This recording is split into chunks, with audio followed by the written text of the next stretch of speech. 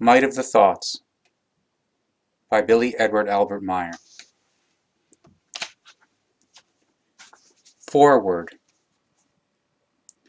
Originally, this book was intended as an article for the Stimme der Wassermannszeit, or Voice of the Aquarian Age. But after that which was written exceeded the bounds of a normal length contribution, Billy's detailed explanations were supposed to take on the form of a brochure, but his thoughts obviously worked and worked incessantly onward. How fortunate for us human beings of the earth, because a great treasure has thereby come into our hands, an instruction for the correct operation of the thoughts, which is indispensable for an urgently necessary evolution of the consciousness. This is what Billy himself writes at the end of this book, chapter 33, quote, "And the fact is that the entire humankind is exposed to the danger of increasingly disregarding and forgetting the real knowledge about the creation and nature and its laws and recommendations, for which reason it is absolutely necessary that the human being quite consciously turns again to the development of his or her consciousness, and does not only search for and achieve this in the external, material realm of his or her life. He or she can no longer hide the evolution of his or her consciousness under a bushel, and regard it as a luxury, because the time already arrived long ago when the evolution of the consciousness, and, with it, also the recognition of the real facts, became indispensable and extremely necessary for survival and for the continuation of life. One could compare the evolution of the consciousness to a tree, whereby the visible part, namely the trunk and the crown, embodies the external realm of life, while the roots symbolize the inner realm. If the external growth and internal growth is in balance, then we have a firmly rooted tree which withstands the wind and weather. But if an imbalance emerges between the inner and outer, then the tree collapses in stormy weather, because the roots are laid out too flat. They have not sunk themselves into the depths. Rather, they only spread out on the surface. Seen symbolically, on our world, it unfortunately looks as if the tree grows into the sky, but the root mass has only superficially, laterally branched. Therefore it is a development which directs itself almost only at a material progress, but the cultivation and transformation of the inner nature is neglected by the human being, to the greatest extent, because profound thoughts about life and existence have become a rarity. However, an evolution of the consciousness can only come about through the independent thinking of each human being. But thinking is more and more stunted on our planet because we live in a consumer society in which everything is pre-chewed to an excessive degree by television, radio, newspapers, magazines, and books, for which reason the human being no longer needs to think for himself or herself at all. As a rule, he or she faithfully takes on the presented body of thought and aligns his or her life accordingly.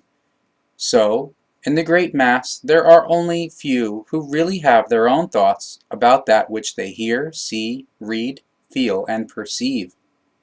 Besides, the flood of information in the outgoing 20th century is so great that it has become impossible to beneficially process everything with one's thoughts. For that reason, the human being should be selective and, where possible, only supply himself or herself with that information and entertainment which serves the evolution of the consciousness and helps the psyche attain the equalizedness and harmony.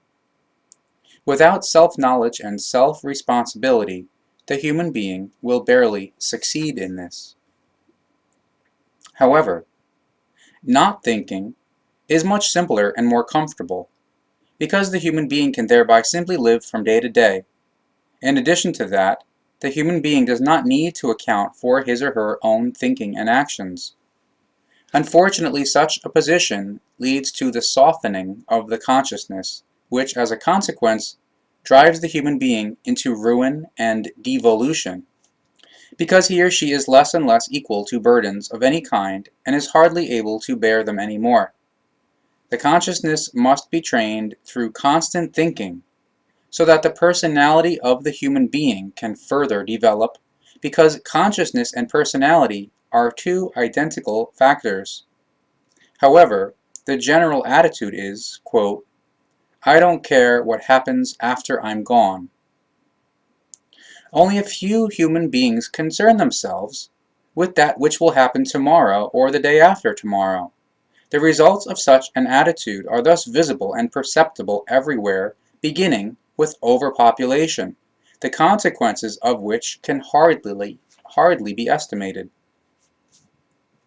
The climate, which increasingly gets out of balance, natural catastrophes which have gotten out of hand, right up to the rampant psychical and psychosomatic illnesses of individual human beings, which is apparent from a terrifyingly increasing suicide rate, among other things.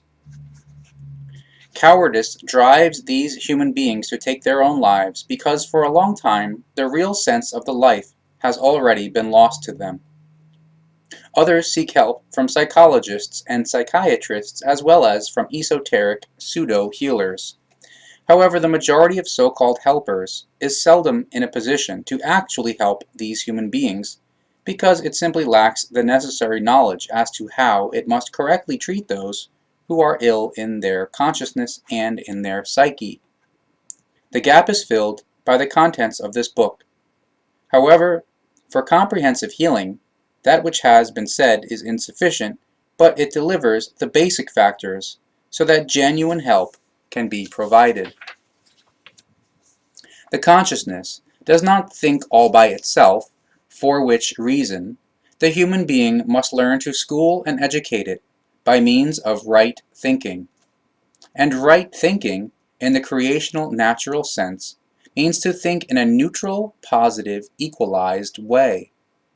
But the human being only begins to neutralize himself or herself when he or she recognizes and accepts the fact that everything and anything which is encountered and which happens to one, which one lives as practical experience, and with which one is in oneself confronted, has two sides, namely, a positive and a negative, which together form an equalizedness.